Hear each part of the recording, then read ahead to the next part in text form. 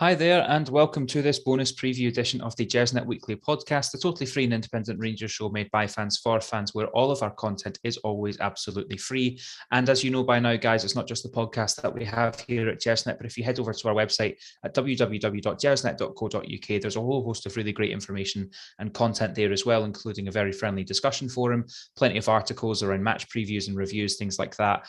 As well as a really informative history archive. So please do head over to the website and check that out. My name's Ross Bennett. I'm going to be our podcast host this evening. We're here to talk you through a little bit of a preview looking ahead to tomorrow night's away trip to St Johnstone in the Scottish Professional Football League Premiership. I'm here with my good friend and colleague, Alex Armstrong. Alex, how are you this evening? Not bad, sir. Not bad. Just good to be back on and try and make up for the aberration we had on Sunday. I don't know if nobody heard it, but people might have tried to watch our little post-match podcast, reaction podcast, which basically kind of summed up the way the day had just went for all of us. I blame Colin Armstrong. I don't think it's a coincidence that I made the mistake of praising you as a host. And then suddenly the wind mysteriously cuts out all the sounds. Exactly. I'm sure I've seen him blowing into the mic there as we were trying to talk. I mean, it was a shame because, you know, for us, as we said on that pod, but that no one got to hear, it was our first time meeting each other in person, and I'd had a bit of a weekend of it. I'd been out in Leeds the night before, got an early bus with the Harrogate True Blues. By the way, a massive thanks to them for letting me hitch a ride. So bit of an early start. I got the sleeper train back down on Sunday night down to London. So not a good day for me all told. I was up far too early, up far too late, no sleep, shite football. There we go. I mean, you think the one thing I can rely on is the team that's pulled off the best result in European football on Thursday night. You know, and across the whole of Europe, they're definitely going to help me with my Sunday. Exactly.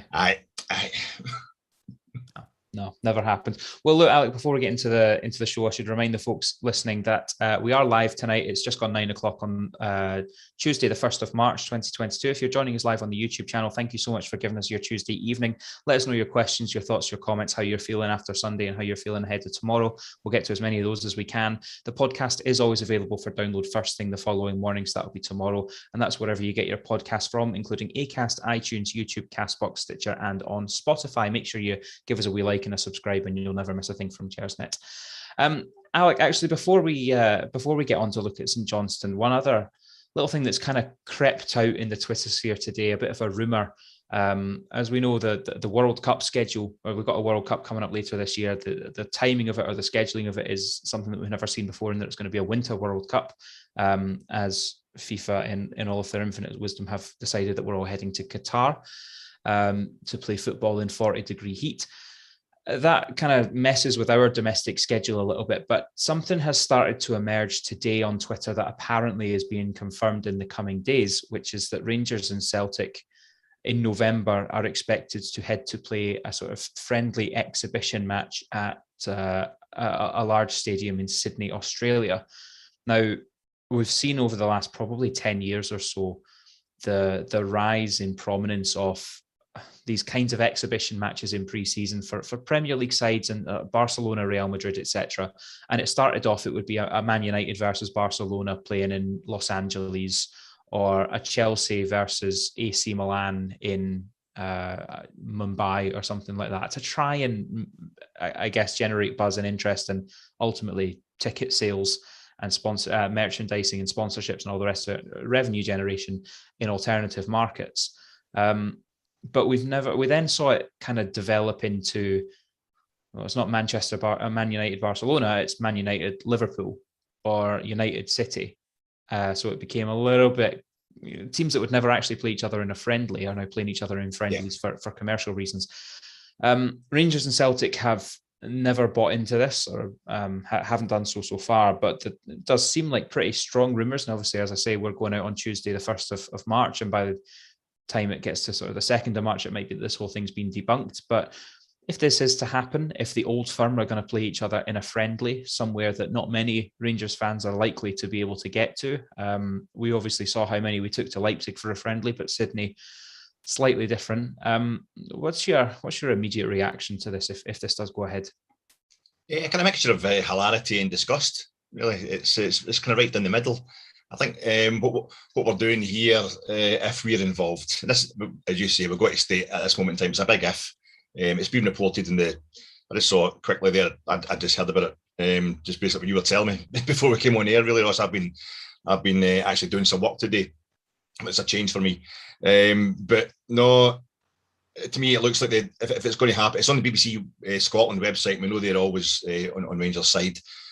So what it looks like to me is like they're trying that American franchising thing that football's been trying. You're getting we're getting the Tampa Bay Buccaneers playing in, at Wembley, and and football's trying to kind of reciprocate, go down that model, especially at the higher end. But it is all, your Super League clubs are basically, well, half of them are owned by Americans as well. So that's the model they're chasing, just kind of spreading the global kind of branding. I think that the supports to be looking at is probably your, expats. You could probably fill the stadium, whatever stadium they're playing at in Australia, with Rangers and Celtic supporting expats, no problem. I'd be interested to see, what the distance, and the kind of the sunnier lifestyle over there does to the crowd if they're merging. But I think the first instinct we've all had is the fact that it's a kind of franchising thing just takes you back to the very reason that the Scottish popular press at the beginning of the last century coined the phrase "old firm." And if we're going to get involved in a friendly, I would be all for that. I used to be all for anything that could dilute the toxicity that exists between Rangers and Celtic. When I was a lad, when I was growing up, the clubs themselves were always very careful to say the right thing and do the right thing with each other. Most of the time, because they knew they could set off the fans. But I'd say since the Peter Lawwell days at Celtic, that's been pretty much the opposite has been happening. Their attitude towards us has been nothing short of disgusting. Refusing to be involved in a phrase with us. A phrase that's actually a pejorative phrase. I always go on about this. It's actually a slagging for both clubs. They're just milking the support. They're milking the fact that they could play tiddlywinks in Timbuktu and they would get a crowd and they would get money out of it. And that's exactly what they're doing here if it's going ahead. Normally I'd have been all for it. It used to be Rangers Celtic friendlies involved Rangers and Celtic select teams. There'd be a mixture of both teams, and it was easier to have a friendly where it was a select coming from the old firm, than have them playing each other in a friendly.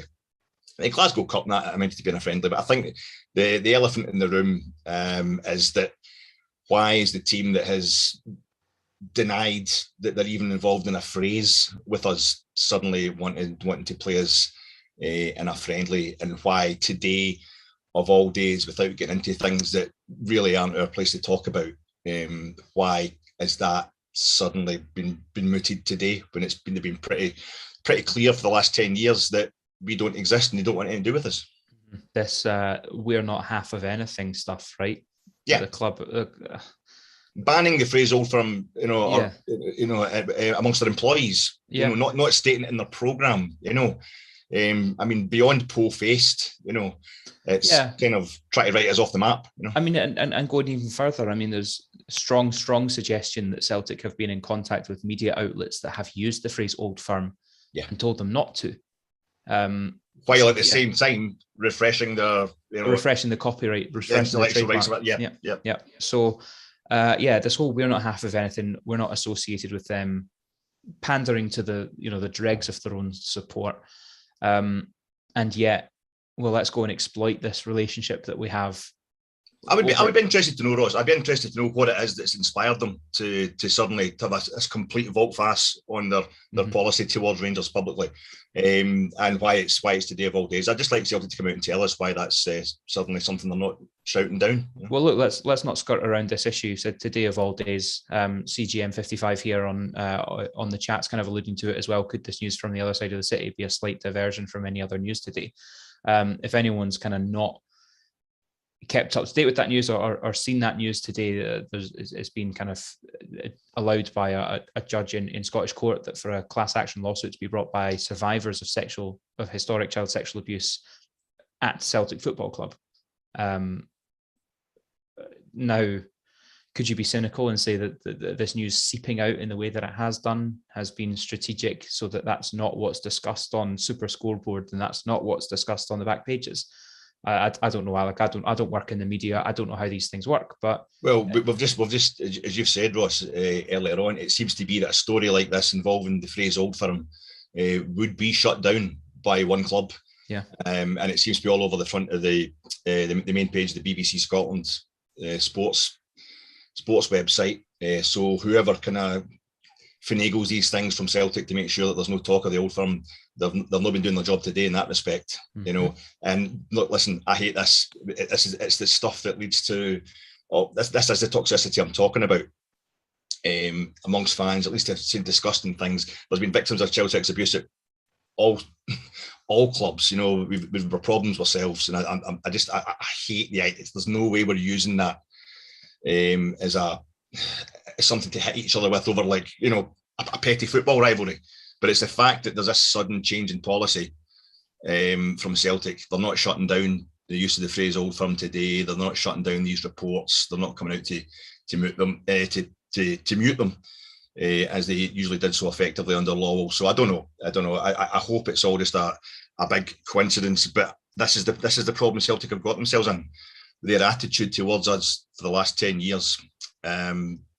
That just leaves us with only one conclusion to come to. It's just we're just going by their policy towards us, you know, and that seems to be a real change in that today.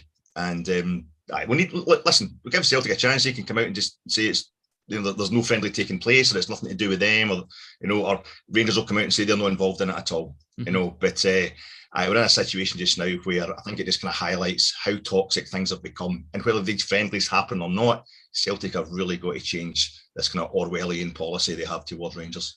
Yeah.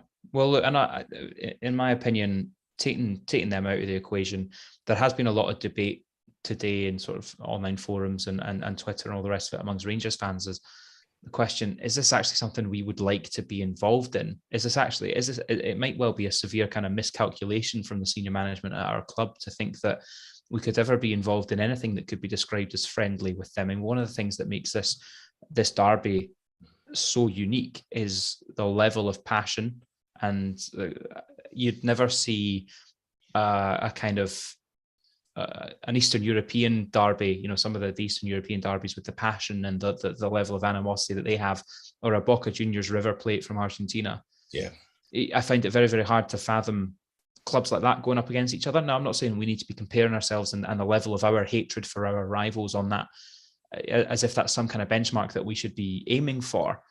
But it is, I find it really, really bizarre. Obviously, there's commercial implications, right? And as you say, expats will sell out.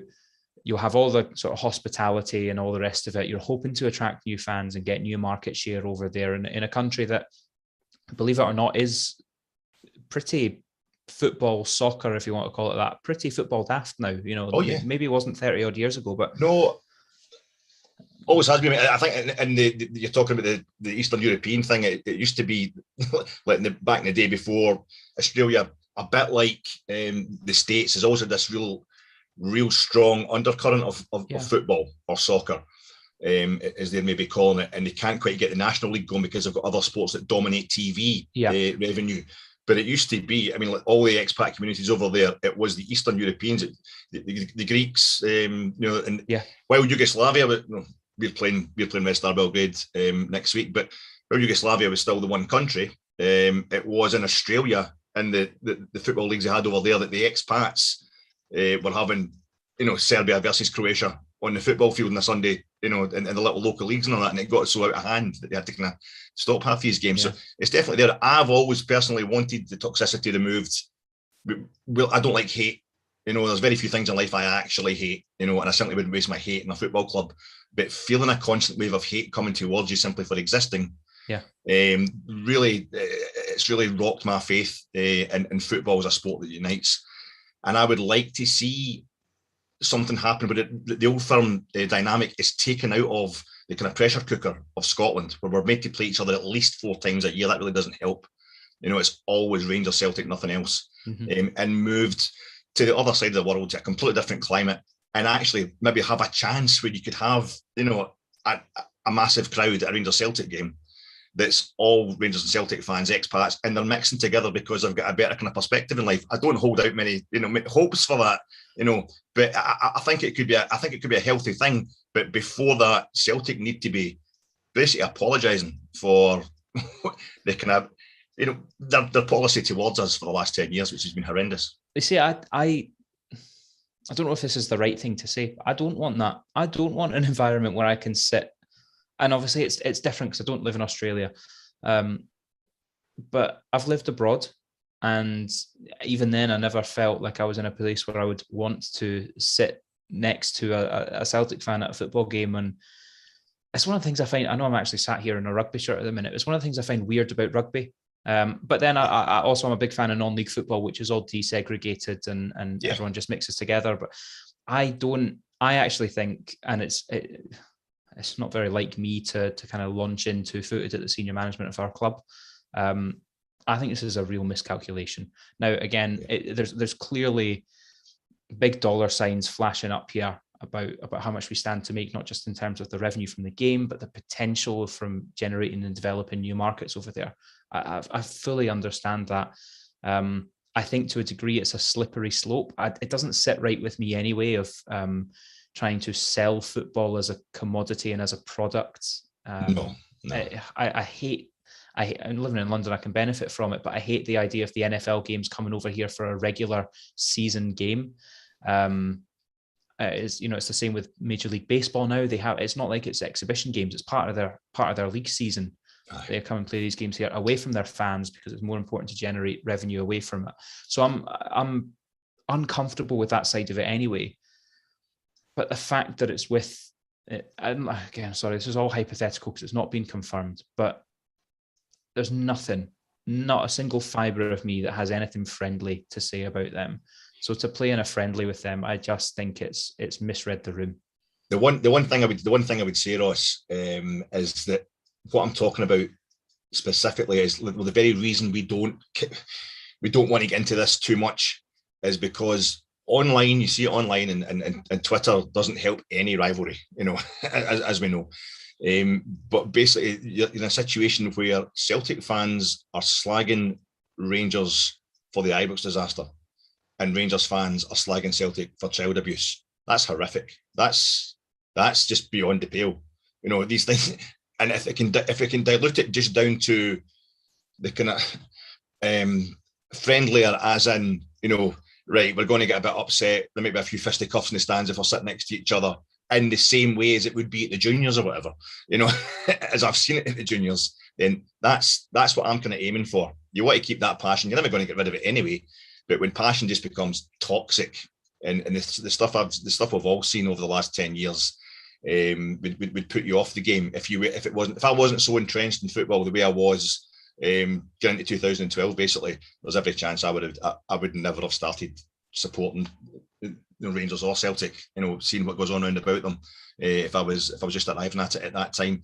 But that's why, before we can even think about having any kind of friendly with Celtic, they need to step up and admit to what they were doing the last 10 years and just bring an official end to it and bloody apologise. Mm-hmm. Well, look, my little timer here says that for our 30-minute preview show today, we spoke in 19 minutes previewing a match that might not even be happening. And I just realised I better qualify. What I'm talking about with Celtic better apologise is their attitude towards Rangers. There's other stuff that goes beyond apologise. True. I take him to think, that's what I was talking about. I'll take more than a mere apology. No, of course. Absolutely. Look, let's move on and let's talk about a club we really hate, St Johnstone. No, I had two segues worked out for this part. It was either let's move on to talk about a club we really hate, or one about how we're going to move from a game on the east coast of Australia. Let's now move to the west coast. We're going to Perth tomorrow. That's a wee bit sort of geography in there. Sometimes there's too many segues to choose from. Yeah, it's just too smooth. Exactly. And if this wasn't a live show, what I'd have done is I'd done them both, and I'd let Frankie choose in the edit afterwards which one was better. Neither of them were good. Thing is, that's the problem. But right, we are going to talk about a trip to Perth, St Johnstone. St Johnstone, a club that kind of had a strange level of success last season, winning 2 cups. Didn't do much in the league, but I guess if you win 2 cups, it doesn't really matter what you do in the league if you're outside of Rangers or Celtic.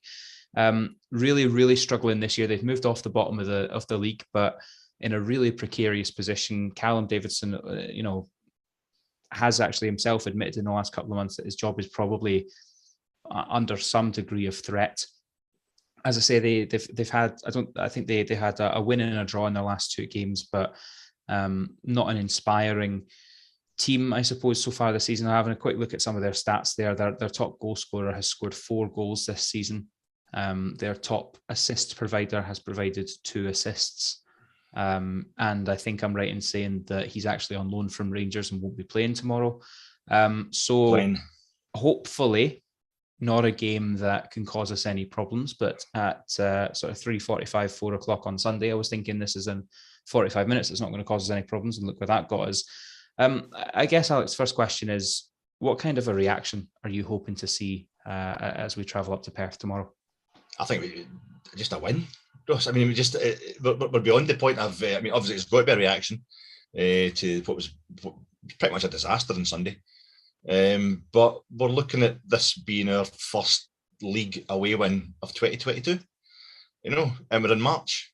I might be getting that wrong just off the top of my head, but I'm pretty sure the only away games we've won in 2022, one after the other, Galabank and the Westfalen, which is pretty impressive, but it's pretty varied. But I think we're looking at, we've had 3 wins in 8 league games since the break was shifted by Celtic. So we come back after that break. We just need a win. We just need to get the points on the board.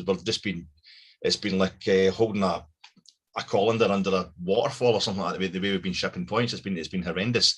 There's reasons for that. There's possible excuses. I think we can't just have 2 epic performances. I can't be going about calling the 2 games against Dortmund just like 2 of the greatest games of my life, and certainly 2 of the greatest efforts I've ever seen from a Rangers team, and then be overly harsh when they then slip up in the following league games. Especially at Tannadice, when we were, I think we played Dundee United off the park almost, did everything but score that other goal. Sunday, different gravy altogether, but that's what's been happening. I don't know about you, but it seems to be we don't even slip up in a consistent way. There's a kind of general malaise up at Pittodrie, the first game back after the break, a few suspensions, a few injuries, guys away to Africa Cup of Nations or whatever. You have individual errors you wouldn't expect from Alan McGregor at Dingwall. That you then have we're 2 goals up, and it's at home. That's where first points were dropped at home under Gio. First goals we've conceded domestically under Gio in Sunday there. Then I say you get the game against Dundee United at Tannadice, where we were absolutely sensational in all but our finishing. So it's all different ways we're dropping the points. I think let's not kid ourselves at Rangers if we're saying we want to see consistency. We want to see consistent winning. But as everybody's been saying, we're running out of games, but we are only 3 points behind Celtic. I think if you take away our results and look at their performances in isolation, they struggled against the Dundee team, who look like, St Johnstone have won a watch with them getting Mark McGee on board. They're not going to finish bottom, although they're still, Dundee have a game in hand on them and they're only 2 points behind St Johnstone. But it looks like Dundee are going to fall away, and Celtic took till the 90th minute to beat them a couple of weeks ago, and then they've struggled against Hibs on Sunday. But we're then letting them away with it. We're letting them away these slip ups. But I still have faith that Celtic will slip up. I think Postecoglou runs them into the ground. I think it's very kind of energy based, and it wouldn't surprise me if that energy starts slipping a bit. Although they're out of Europe, so that would help them. But mate, we just got a long ramble short. We need to win. We just need to win. And the only thing that worries me is Johnson are now so cut adrift in that playoff spot after their kind of 7-pointer on Saturday at Ross County that they might be so relaxed that they've got nothing to lose tomorrow. You see, what you're kind of echoing the comments that we're getting here on the stream. It really is just about winning. And there's a comment from Arizona Bay: 10 games left, they're all cup finals. It is a cliche, but it is true. I think I mentioned to you on Sunday that this league is going to be decided not necessarily by which is the best footballing side, Rangers or Celtic. It's who has enough sort of stupid performances and drops more stupid points. And as you say, coming back from the winter break at the moment, it's looking like us. But it's that lack of consistency that's causing us the problems. You mentioned Postecoglou running players into the ground, which I think we've seen that with their injury record over the season. But we are struggling on that front as well. I think I'm right in saying after the press conference today, we're still without Hollander, we're without Davis, we're still without Ramsey. We didn't see Ryan Jack at all at the weekend. I think Diallo might be missing as well. Yes, we are missing key players, many of whom, I mean, Jack came back for 3 or 4 games. Ramsey hasn't played 90 minutes. Hollander came back and has disappeared again. Davis wasn't really playing anyway, and Diallo was sitting on the bench. So presumably these guys are getting injured in training sessions or something like that. What does that do for the lineup tomorrow? I guess it means there's not as much rotation as we would have liked to have seen. I think for the general confidence, when you're thinking that we're looking tired, to suddenly not have key players available. I think all of us were you're probably going to come out and talk about that, Ross, but we're a bit concerned about maybe a lack of rotation on Sunday. I mean, you're 2-0 up, you don't get the Gio's a genius, he knows what he's doing. But I know we've got problems with we're hating it. We're all hating it as fans. Alan McGregor is, I would say, after last season, made him the greatest Rangers goalkeeper certainly of my life. And we hate the fact that we're even worried about him. But we are worried about him, and that can spread through a defence. But I think Motherwell they did what they did the first time they were at Ibrox this season. They just went for it in the second half. They had nothing to lose. They just went for broke, and we didn't seem to have any ideas. And that's the thing that reeks of tiredness. It reeks of fatigue. And you want to see the manager kind of changing it up. And he was talking to the press conference today about just picking the best players for the job and kind of making noises about them all having the energy required. So he doesn't seem to think that's a problem. I sound like I'm getting on to Gio, but we're worried. We're a bit worried about what's happening and why so many players are missing so often, And I think we want to see a bit more rotation. I think what sums it up is, for example, on Sunday, when you see Fashion Sakala in the lineup, you think, yeah, perfect. That's what I'm expecting to see after what we watched on Thursday night, the effort involved. Fashion Sakala didn't play. He's the guy to get on that park and just run about. But he goes off. He gets subbed off. It's not some of the players you'd expect to be absolutely knackered and needing to get subbed off. It's just, I don't know. Listen, we're only 3 points behind. We are looking at a manager who's taken over a team mid-season, so it's not. I'm sounding a bit pessimistic because all is lost, but I'm just a bit confused just now as to what we'll do, and confused emotionally as well, because we're having some massive highs, but every time in the league we're just shipping points, and it's getting quite depressing. Do you think that the constant absences of those players, and those are key players that I mentioned a moment ago, has that prevented us from, I guess, really settling on a first choice? Like the comment we have here from Graham is that stopped us from getting a settled first 11, and that's particularly hampered us in defence. Hollander, long-term absentee. Balogun, he's been in and out, I suppose, more out than in over the course of the season. Barisic, not been injured, but form has not been good enough to warrant being a starting left back. Has it really, I guess, posed that problem to Gio, whereby he cannot settle on a best 11? I don't think he wants to either, and I think he's one of these guys. We're stereotyping the Dutch has been very comfortable tactically, and I think, for example, Steven Gerrard, Michael Beale, they come in. This is one of my great half-assed theories, but as Brits, they're coming into a dressing room full of Brits and saying, right, guys, we're going to try something different, and it puts the fear of God into a bunch of British players. But when it's a Dutchman coming in, especially one who's played in the World Cup final and what have you, and you've got Roy Mackay backing you up, and he's saying, right, we're going to just switch to 3 at the back at second half against Dortmund. No bother, because he believes in it, because he's Dutch, he knows it's going to work. And I think there's a lot of that going on. And I've seen a lot of comfort with tactical, not a great amount compared to what you see in the continent, but for Rangers, I think we've seen a lot of comfort with tactical fluidity and in-game tactical changes in the last couple of months, which have really, made me really optimistic. I really enjoyed it. I thought we were knackered at half-time last Thursday against Dortmund. Just changed the system. I mean, we got Balogun come on, but we just kind of changed the system and we were a new team. Again, we started again and we Dortmund couldn't live with us. So I'm encouraged by that, but I think it's getting changed so much, and I've nothing against change, in itself. But when you compound that with somebody like Ryan Jack, especially when he's missing, when he's suddenly not on the bench, and we just seem to we can't quite push it through whatever the plan is. I just worry if Gio has too much faith in the system, or he's placing too much faith in players to execute his various systems. Are there only a certain amount of players in our team who are tactically fluid, who get their head round this kind of stuff changing? I don't know. I don't care if Rangers are changing the team every week as long as we're winning. It's when you start. It's just we're shipping too many points, which everybody knows. So there's something we need to see, some kind of clue as to what the plan is. And I guess one of you referenced it a moment ago briefly. One of the key talking points since Sunday, and probably since the return from the winter break, has been the form of Alan McGregor. As you say, Ross County was directly at fault for a couple of goals. Could have definitely done better on Sunday as well. He was cemented, as you say, as a Rangers legend last year. But there is an ongoing debate at the moment about taking him out of the side. Now, Gio seems to have given him his backing, given him a bit of a vote of confidence. We've spoken a lot about confidence players on this show in the past. McGregor's not one of those that I would immediately pick as a confidence player, but I suppose being in goal is slightly different to anywhere else. But I guess if you really boil the debate down to leave him in or take him out for the next game, where do you come down on that?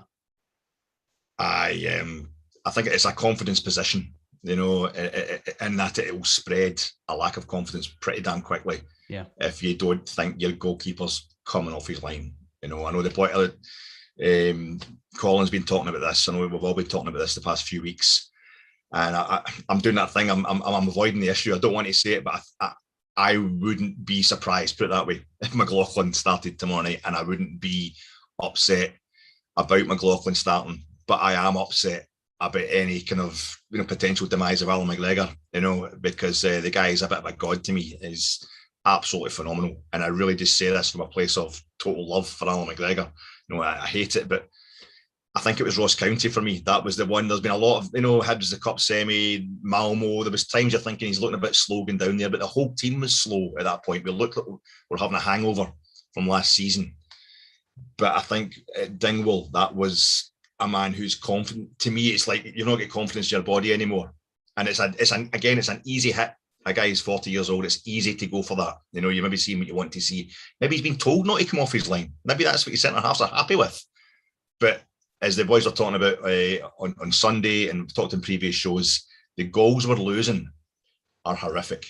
They're not. It's not worldies we're losing to. We're scoring worldies, but it's real high maintenance. We seem to be unable to convert the amazing amount of chances we're creating, and yet we are conceding to the 2 chances that we allow the opposition. That on Sunday, I was. I know we don't do excuses at Rangers, but I think I'm kind of like 33.333% the officiating for at least 2 of the decisions. One of the goal was offside. Should have been a red card. That tackle on goal, that assault on Goldson. I'm 33% the players, because both goals are so blatantly avoidable. It was unbelievable. It was quite embarrassing and worrying, really. And I'm kind of 33% on the manager for not seeing what was happening, diagnosing it straight away as soon as Motherwell were coming at us that way in the second half, as soon as you got the first goal, or not changing it at half time to kind of re-energise and build on the 2, because we're finding that one of the times I'm getting most scared about Rangers is actually when we're in front. We don't seem to be able to back it up. We don't seem to be able to take it on to the next stage since we've come back from the Christmas break. So to put it all on McGregor's unfair, but I think it's like I think those 2 goals at Ross County that you lost just looked like a guy who had his confidence is gone in his own body, and he's basically kind of almost thrown the ball in the back of his own net. And I'd never thought I'd see the day with Alan McGregor. You get, remember Gorham and McGregor did the same thing, but at their peak, but at their top, they would do that thing. They don't go for it. They're so good that they also know when they're beaten. Andy Gorham, particularly, used to be out practically at the 18-yard line, screaming at his defenders before some opposition players had their shot, because he knew he was going to top corner and his defence had let him down. there's nothing he could do about it. That's not what's happening with McGregor when he's standing in his line and watching these balls in the back of the net. I think his legs are going, and that leads to his all-round agility going. And it's a sad thing for me to say. I hope I'm wrong, but I would have McLaughlin tomorrow night, mate. Yeah, and I think McLaughlin, if I'm not mistaken, has just signed a new deal to us at the end of 2024, or is it a new 4-year deal? The number 4's in my head, whatever it is, but that was one of those mixed messages things, Ross. Yeah, when that got announced, like practically at midnight after that Ross County game, after the game at Dingwall, it's like, and then Gio's at the press conference, before the next game saying, no, that's Alan's, and he was back in nets for the Celtic game. Yeah. But it seemed like a kind of mess. It seemed a bit, if you were wanting to completely back up McGregor, you would not have, announced the signing of a new contract with a backup goalkeeper within hours of him making those ricks. So I don't know what's going on. Yeah, no, I agree. Look, just to wrap up, one of the things that's most particularly disappointed, annoyed, and probably upset me this season is the way that it's allowed questions about mentality of players to creep back in. You remember that 2, 3, 4 seasons ago, a lot of the questions we were asking was, are these players mentally up for it?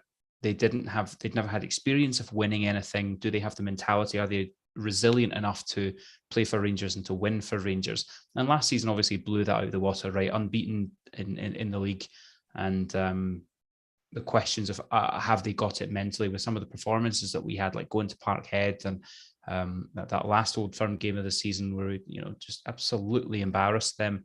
I think it really answered a lot of those questions about mentality, but they are starting to creep back in. Do Rangers have the stomach and the resilience for a close title fight?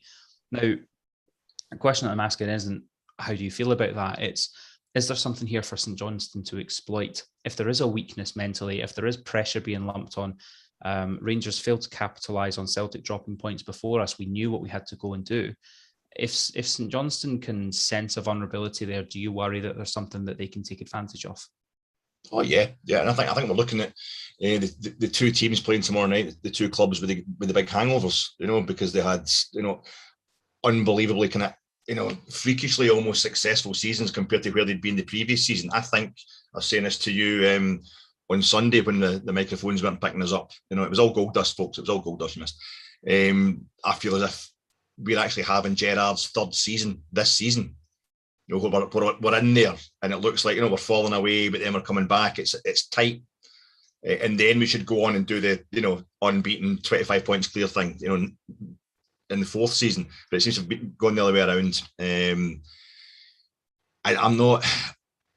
There's a lot of people I see on Twitter saying, for example, that it's all Rangers, young Rangers fans who don't know what it's like to be involved in a title fight that are complaining. No, it's all guys like me, because the young dudes, all they remember is Celtic winning constant trebles and Rangers being nowhere near the title.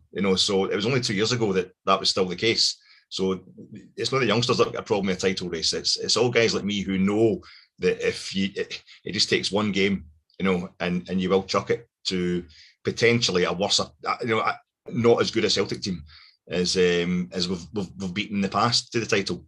So I think physicality affects your mentality as a sportsman. I say this as obviously a trained athlete myself, but I think it really. I think if your body's not right, if you're exhausted, whatever, it's very difficult to make the right decisions and just to get yourself over the line. And we are so close so often.